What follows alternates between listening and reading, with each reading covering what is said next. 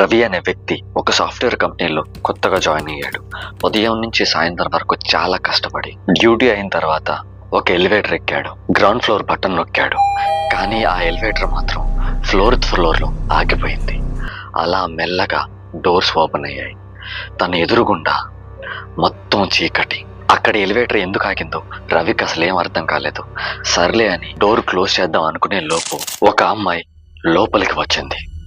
తన మొహం కనిపించట్లేదు. జుట్టుతో మొత్తం కవర్ అయిపోయి ఉంది. చూడటానికి వింతగా ఉన్న ఆ అమ్మాయిని చూసి రవి ఏ ఫ్లోర్కి వెళ్ళాలి అని అడిగాడు.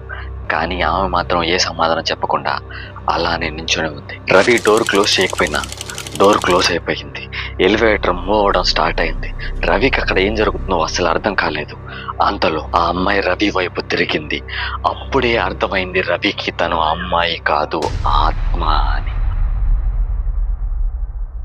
ఇలాంటి హారర్ స్టోరీస్ కోసం మన ఛానల్ని సబ్స్క్రైబ్ చేసుకోండి.